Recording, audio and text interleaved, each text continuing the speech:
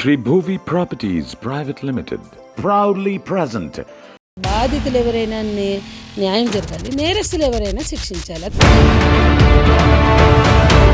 ఇప్పటికే పోక్సో చట్టంలో ఇమీడియట్గా నేరస్తుడు కళ్ళ ముందు కనిపిస్తున్నా అరెస్ట్ చేయట్లేదు అంటే చేత కావట్లేదా? దమ్ము లేదా? చెప్పండి. మాకు ఓన్లీ ఈ డ్రామాలకే దమ్ము ఉంది కానీ వాటికి దమ్ము లేదని చెప్పండి. కాబట్టి చట్టం ఎవరికి చుట్టం కాదండి, చట్టం అందరికీ సమానమే. హనీ ట్రాప్ గురి అయితే ఫోటోలు ఎందుకు వస్తాయి? మీరు ఆలోచించండి. ఈ ఫోటోలన్నీ అతని నుంచి వచ్చిన ఫోటోలు, ఆ అమ్మాయి నుంచి వచ్చింది కదా. అతను వాళ్ళ ఫ్రెండ్స్కి పంపించిన ఫోటోలు, వాళ్ళ ఫ్రెండ్స్ ఈ అమ్మాయికి పంపించారు. వాడి ఫ్రెండ్స్ రేవంత్ రెడ్డి ఏం చేయదలుచుకోలేదు కాబట్టి ఇప్పటి వరకు అరెస్ట్ చేయలేదు. మేడం నమస్తే. ప్రజెంట్ ఇప్పుడు రెండు తెలుగు రాష్ట్రాల్లో బీజేపీ బండి సంజయ్ గారి కొడుకు ఇష్యూ అయితే చాలా వరకు నడుస్తుంది. మీరు ఎంతవరకు వాస్తవంగా చూస్తున్నారు? ఈ ఇష్యూ మొదలైనప్పటి నుంచి నేను కూడా మాట్లాడుతున్నా. ఇప్పటికే నేను ఒక 10 ఛానళ్లలో కూడా విషయాలన్నీ నాకు తెలిసిన వాస్తవాలు నేను సేకరించి నాతో చెప్పినవి అన్నీ కలిసి ఒక అవగాహనతోటి మాట్లాడుతున్నామండి. ఇక్కడ అర్థమవుతున్నది ఏంటి అంటే, ఆ పాప మైనర్, వాళ్ళకి కామన్ ఫ్రెండ్స్ ద్వారా స్నేహం కుదిరింది. ఇద్దరు ఒకటే క్యాస్ట్. కాపు కాపు కాపు అంటే ఆ అమ్మాయి కూడా అదే క్యాస్ట్. రెండోది ఏంటంటే, ఆ అమ్మాయి స్నేహం 10th క్లాస్ చదివింది. ఇంటర్కి లండన్ వెళ్ళిపోదామంటే నేను నిన్ను ప్రేమిస్తున్నాను, నేను నిన్ను ఇష్టపడుతున్నాను, లేకపోతే బ్రతకలేను, అట్లా ఇట్లా చెప్పి అమ్మాయిని ఇంటర్ లండన్లో చదవడానికి వెళ్తున్న పిల్లని ఆపారు. ఏ విధంగా చూసినా ఆమె స్నేహం అనుకొని ముందుకు వచ్చింది అనేది మనకు స్పష్టంగా అర్థమవుతుంది. అట్లాంటప్పుడు అతను వాళ్ళ ఫ్రెండ్స్ ఛాలెంజ్ చేసి ఆ అమ్మాయిని పడేయని, ఏదో ఛాలెంజ్ చేస్తే ఛాలెంజ్ని స్వీకరించో ఇంకోటో అతను ఒక ఇంట్రెస్ట్ తోటి ఒక ఆలోచనతో చేసి ఉన్నాడేమో కానీ అమ్మాయి చక్కగా ఉంది, చిన్నపిల్ల, స్నేహం చేసింది. స్నేహం చేయడం నేరమా? స్నేహం చేసినప్పుడు ఇవాళ రేపు పిల్లలందరూ కూడా పోతున్నారు బయటకి తిరగడాలు, క్లబ్బులు, పబ్బులు, అట్లా వాళ్ళు వెళ్ళారు. ఈ ఫ్రెండ్స్, అతని ఫ్రెండ్స్, ఈ అమ్మాయి ఫ్రెండ్స్ కలిసి వెళ్ళారు, ఏదో జరిగింది.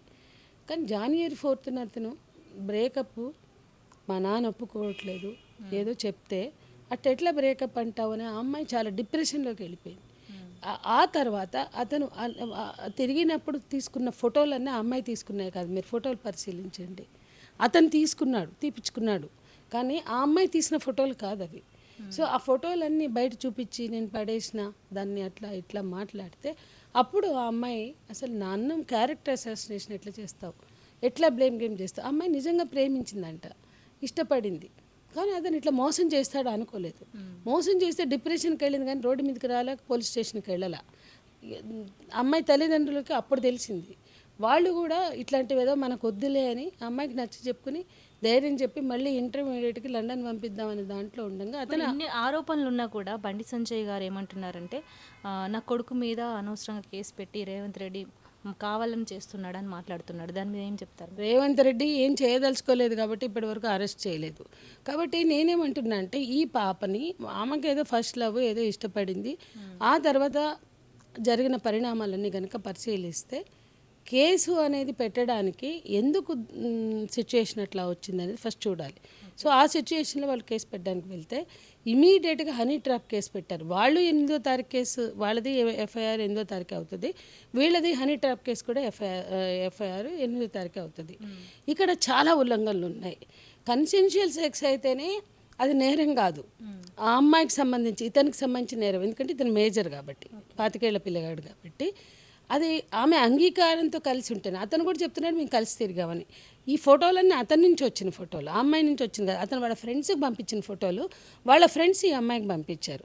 వాడి ఫ్రెండ్స్ ఇక్కడ చూడండి, ఫోటోలు కూడా వీళ్ళు సర్క్యులేట్ చేసుకోవాలి, అది కూడా బండి సంజయ్ కొడుకే వాళ్ళ ఫ్రెండ్స్కి పంపించాడు. సో ఏ విధంగా చూసినా ఇక్కడ హనీ ట్రాప్ గురి అయితే ఫోటోలు ఎందుకు వస్తాయి? మీరు ఆలోచించండి. రెండు, ఎట్లా అయితే కన్సెన్షియల్ లవ్ సెక్స్ అయితే కూడా మైనర్ అనే అంశం, మైనర్స్ ప్రేమించుకోవచ్చు కానీ మైనర్స్ మధ్య లైంగిక సంబంధాలని చట్టరీత్యా అంగీకరించారు కాబట్టి మైనర్తో రిలేషన్ అయినా, మైనర్తో పెళ్ళైనా బాధ్యత ఎవరు వహించాలి అంటే మేజర్ అయినటువంటి అబ్బాయి వ్యవహరించాలి. అట్లాంటప్పుడు హనీ ట్రాప్ కేసు ఎట్లా వర్తిస్తుంది? అమ్మాయి మైనర్ కదా. కన్సెన్షియల్ సెక్స్ అయితేనే అమ్మాయి తప్పు కాదు, ఇతనిదే తప్పు అంటున్నప్పుడు హనీ ట్రాప్ కేసు విషయంలో కూడా అతనిదే తప్పు అవుతుంది, ఎందుకంటే అతను మేజర్. పదిహేడు ఏళ్ళ అమ్మాయి ఎందుకని వేస్తుంది హనీ ట్రాప్? అంటే హోంశాఖ హనీ ట్రాప్ అని దేన్ని అంటారో తెలుసా? ఒక ప్రభుత్వానికి సంబంధించి ఆంతరంగిక భద్రతా విషయాలు కానీ, లేకపోతే దేశ భద్రతకు సంబంధించిన విషయాలు కానీ, ఇటువంటి అమ్మాయిలతోటి వలల్లో పడి లేదా అమ్మాయిల్ని వలగా వేసి బయట గూఢచర్యం చేసి గుంజడాన్ని హనీ ట్రాప్ అంటారు. ఇక్కడ ఏం హనీ ట్రాప్ జరిగిందో మరి ఈ దేశ హోంశాఖ సహాయ మంత్రిగా ఉన్న వాళ్ళు చెప్పాలి, వాళ్ళకి సలహాదారులుగా ఉన్న వాళ్ళు చెప్పాలి. పెద్ద పెద్ద అధికారులు, ఐపీఎస్ అధికారులు అక్కడ ఉన్నారు ఈ శాఖలో, వాళ్ళు చెప్పాలి దీన్ని హనీ ట్రాప్ అంటారా అన్నరా అని. ఇది ఎవరో ఒక మీడియా అతను మొదలు పెడితే ఇక అందరు గొర్రెలాగా అదే హనీ ట్రాప్ అంటే హనీ ట్రాప్ కేసు ఇక్కడ వర్తించదు, దీన్ని హనీ ట్రాప్ అని అన్నారు. 17 ఏళ్ళ అమ్మాయి ప్రేమించి, అది నిజంగానే ప్రేమిస్తే అతను చెప్తాడు మేము తిరిగాం, గుళ్ళకి వెళ్ళాం, గోపురాలకు వెళ్ళాం, తిరిగామంటాడు. తిరిగితే నీది బాధ్యత కదా, నువ్వు తిరిగావంటే అది ప్రైమ ఫసి. మైనర్ అమ్మాయితో నువ్వు తిరిగావంటే ఇక్కడ ప్రైమ ఫసి అతనే ఇచ్చాడు హనీ ట్రాప్ కేసు పేరుతో. ఇక్కడ ప్రైమ ఫసి అనేది ఆల్రెడీ ఏర్పడిపోయింది, ఎఫ్ఐఆర్ రూపంలో కనపడుతుంది. కాబట్టి ఇక్కడ పోక్సో కేసులో అతను ఇమీడియట్గా అరెస్ట్ చేయాలి, ఇమీడియట్గా ఎఫ్ఐఆర్ చేయాలి, ఇమీడియట్గా అరెస్ట్ చేసి రిమాండ్కి పంపాలి. కానీ ఈ రోజు వరకు మరి రేవంత్ రెడ్డి ప్రభుత్వం అతను ఎందుకు అరెస్ట్ చేయాల? మొన్న అమ్మాయిలకు భద్రత లేదు అని చెప్పి దిల్షుక్ నగర్లో అంత హంగామా చేసి ఈ హైదరాబాద్లో, తెలంగాణలో కూడా అమ్మాయిలకి భద్రత లేదు అని చాటి చెప్పిన ఒక ధీర వనిత సుమతి గారు, ఆమె మల్కాజ్గిరి కమిషనర్. ఎందుకు నేరస్తుని అరెస్ట్ చేయలేకపోతే చేత కావట్లేదా? దమ్ము లేదా? చెప్పండి. మాకు ఓన్లీ ఈ డ్రామాలకే దమ్ము ఉంది కానీ వాటికి దమ్ము లేదని చెప్పండి. ఎంత అన్యాయం అండి! ఒక మైనర్ బాలిక, మీరు పరిశీలించండి, ఆ కుటుంబాన్ని పరిశీలించండి. వాళ్ళు 50,000 కోసం హనీ ట్రాప్లు వేసేవాళ్ళ, లేకపోతే డబ్బుల కోసం హనీ ట్రాప్లు వేసేవాళ్ళ కదా? మీరు అంచనాకి రండి. ఆ పాప పరిణామాలు ఎట్లా జరిగినాయి, ఆ కుటుంబంకి ఎప్పుడు తెలిసింది, ఆ కుటుంబం ఎందుకు పట్టుబట్టింది, ఈ ఫోటోలు సర్క్యులేట్ చేశాడు కాబట్టి వాళ్ళు నిలబడి పోరాడుతున్నారు. ఏ విధంగా చూసినా మరి అలాంటప్పుడు 22వ తారీఖు మీడియా నుంచి రాజకీయ నాయకుడిగా ఎదిగిన సంగప్ప గారు ఎందుకు వెళ్ళారు? దేనికోసం వెళ్ళారు? ఏం మాట్లాడారు? సీసీ కెమెరాల ఫుటేజ్లు తీయండి. 24 బండి సంజయ్ గారు ఎందుకు వెళ్ళారు వాళ్ళ ఇంటికి? ఇవన్నీ కూడా మనం తెలుసుకోవాలి, ముఖ్యంగా పోలీస్ శాఖ తెలుసుకోవాలి. కాబట్టి ఇప్పటికే పోక్సో చట్టంలో ఇమీడియట్గా నేరస్తుడు కళ్ళ ముందు కనిపిస్తున్నా అరెస్ట్ చేయట్లేదు అంటే ఇటువంటి నేరస్తుడిని రక్షించినటువంటి కేంద్ర హోంశాఖ సహాయ మంత్రి కూడా నేరస్తుడే అవుతాడు. మళ్ళీ ఆయన వచ్చి నిన్న ప్రధానమంత్రి పక్కన కూర్చుని జై శ్రీరామ్ అని నినాదాలు ఇస్తున్నాడు. అంటే సనాతన ధర్మం వల్లించడానికే కానీ పాటించడానికి కదా ఎందుకు పోయాడు? సనాతన ధర్మం మాట్లాడే వ్యక్తి కొడుకు దేశంలో సనాతన ధర్మం ఉదరగొడతారు, పబ్లిక్ ఎందుకు పోయారు? ఎవరు పోయినా మేమైతే పబ్లిక్ పోవడానికి మా కల్చర్గా మేము భావించాం. అంటే అసలు పబ్బులు అనే అంశం పక్కకు పెట్టండి. అసలు ఆ అమ్మాయి ఇష్టపడింది, గుళ్ళకు పోయిందో పబ్బులకు పోయిందో తిరిగారు. కానీ ఈ కేసులో ఆ అమ్మాయిని ఎందుకు హింసిస్తున్నారు హనీ ట్రాప్ కేసు పెట్టి? అంటే బాధితుల్నే నేరస్తులను చేస్తారా? ఆ తల్లి వాళ్ళు ఎంత క్షోభ పడుతుంది అంటే, మేము బాధితులుగా మేము చట్టం ముందుకెళ్తే, న్యాయ వ్యవస్థ పోలీస్ వ్యవస్థల దగ్గరికి వెళ్తే, ముఖ్యంగా పోలీస్ వ్యవస్థ దగ్గరికి వెళ్తే మమ్మల్ని నేరస్తులు చేశారు అనే వాళ్ళ క్షోభకి కొలమానం ఏమైనా ఉందా వీళ్ళ దగ్గర? ఆ తల్లికి దుఃఖానికి, ఆ కడుపు కోతకి ఆమె బాధపడుతుంది. 17 ఏళ్ళ నా బిడ్డ ఇట్లా ఎక్స్పోజ్ అయిందా అని. మేడం, ఇప్పుడు భారత రాజకీయాల్లో అసలు మహిళ అంటే ఒక గౌరవం, ఒక విలువ, లేదా ఈ రాజకీయాలు వాడుకునే ఒక నినాదమా? మహిళా గౌరవాన్ని ఒక నినాదంగా వాడుకుంటున్నారా? బీజేపీ అధికారంలోకి వచ్చాక మహిళల పట్ల ఏ పార్టీకి లేదు. తందూరి పొయ్యిల్లో కాంగ్రెస్ హయాంలో కూడా కాలబెట్టినారు. అట్లాగే బీజేపీ హయాంలో కూడా ఎక్కడ లేదు. కతువాలో మైనర్ బాలిక మీద అత్యాచారం చేసిన నేరస్తులు వాళ్ళే ఒప్పుకున్నారు పోలీసుల దగ్గర. వాళ్ళని అరెస్ట్ చేస్తే వాళ్ళని విడుదల చేయడం కోసం బీజేపీ ర్యాలీలు తీసింది. ఉన్నావులో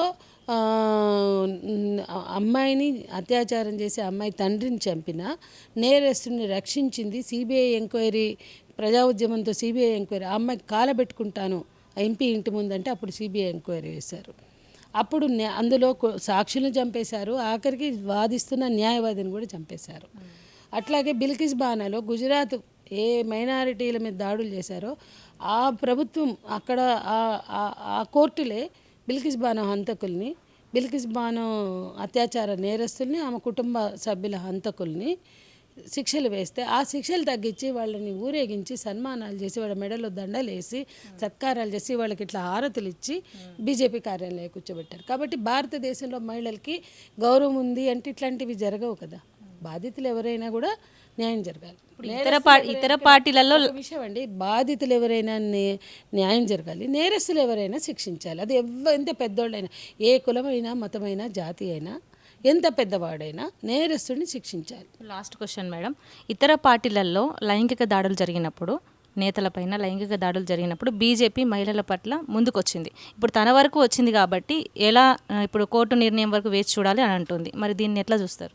ఎక్కడొచ్చారు? ఒక ఆర్జికార్ మమతా బెనర్జీ హయాంలో జరిగిన ఒక జూనియర్ డాక్టరు అత్యాచారం హత్య కేసులో పెద్ద ఎత్తున ఉద్యమంలో ఫోర్ ఫ్రంట్లో ఉండి చేశారు, మమతా ప్రభుత్వాన్ని ఎక్స్పోజ్ చేయడానికి, పడగొట్టడానికి. ఇంకెక్కడ చేశారు చెప్పండి? ఇప్పుడు తెలంగాణలో కేసీఆర్ ప్రభుత్వంలో బదనాం చేయడానికి కొన్ని ఘటనలో ముందుకొచ్చారు. అంటే అధికార పార్టీకి సంబంధించిన వాళ్ళ హయాంలో నేరం జరిగితే వచ్చారు, కానీ వాళ్ళు ఎక్కడ న్యాయం చేయడం? వాళ్ళ అధికారంలో ఉన్నప్పుడు ఎక్కడ చేశారు? ఒక అరెస్ట్ చూపించండి, ఒక శిక్షించడానికి చూపించండి, చేయలేదు. కాబట్టి ఎక్కడా కూడా బీజేపీ మహిళలకు న్యాయం చేసినటువంటి ఘటనలు లేవు.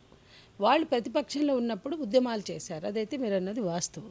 కాబట్టి ఇక్కడ బీజేపీ వాళ్ళు, బీజేపీకి అనుకూలంగా ఉన్న వాళ్ళు చాలామంది నోర్లు బారేసుకునే మహిళలు ఉన్నారు. మనకి మీడియాలో వాళ్ళ గొంతులు వినిపిస్తూ ఉంటాయి కదా, వాళ్ళందరూ ఎందుకు మాట్లాడలేకపోతున్నారో వాళ్ళే చెప్పాలి.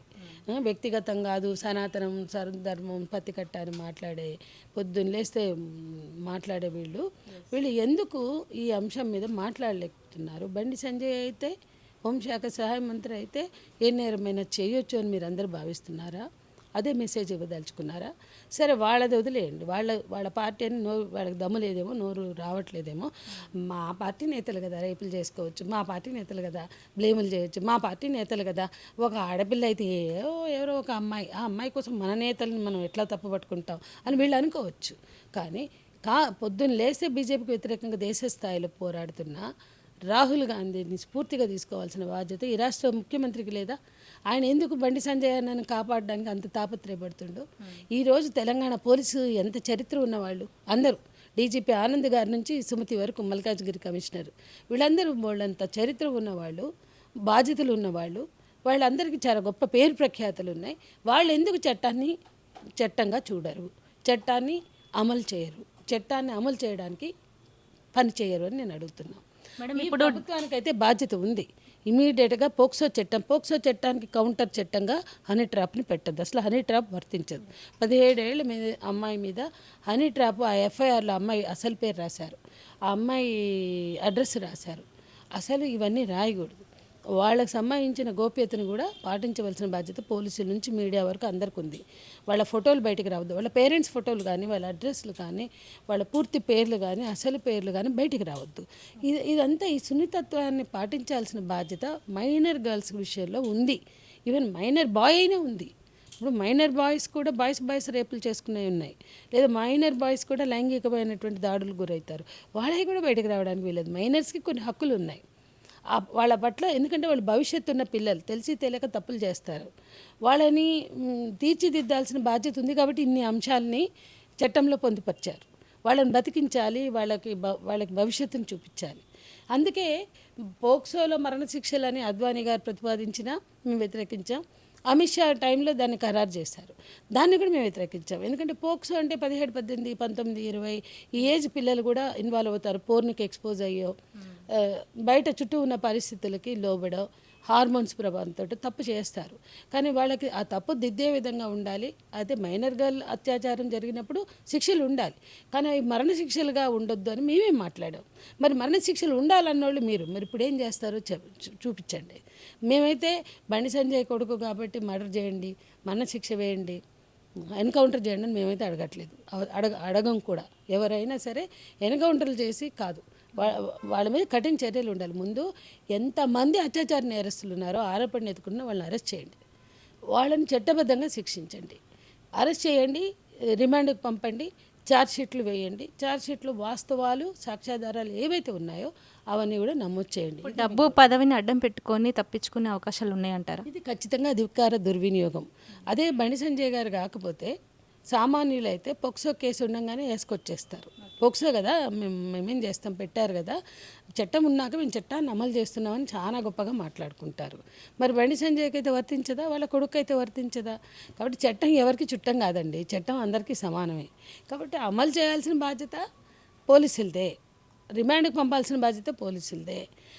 వాళ్ళు కూడా హనీ ట్రాప్ పెట్టారు కాబట్టి మేము అరెస్ట్ చేయలేదంటే కుదరదు, చట్టం అట్లా ఒప్పుకోదు, పోక్సో చట్టం. అట్లాగే ఈరోజు మీడియా కూడా ఇట్లా ఇష్టం వచ్చినట్టుగా హనీ ట్రాప్ అని మాట్లాడుతున్నారు. మీకు బుద్ధి జ్ఞానం లేకపోతే అంత బహిరంగంగా ప్రదర్శించుకుంటే చెల్లదు అని మేము చెప్పదలుచుకున్నాం. మీ వరకు ఎంతవరకు పోరాటం చేయగలుగుతారు మేడం? మేము బాధితుల్ని కలవాలని కూడా ఈరోజు వరకు అనుకోలేదు. ఎందుకంటే వాళ్ళ రక్షణ, వాళ్ళ గోప్యత చాలా ముఖ్యం. కాబట్టి వాళ్ళకి సంబంధించిన సమాచారాలన్నీ మాకు తెలుస్తున్నాయి. అన్నీ కూడా ఆ అమ్మాయికి అది ఫస్ట్ లవ్, ఆ లవ్ని నిజం అనుకుని ఆ అమ్మాయి ప్రొసీడ్ అయింది. ఆ తర్వాత అది అతను ఎవరికో ఛాలెంజ్ తీసుకుని ఆ అమ్మాయిని ఇది చేసినాడు. ఇవన్నీ కూడా మాకు తెలిసినాయి. ఏ డేట్లతో అతను నో అని చెప్పాడు, బ్రేకప్ అని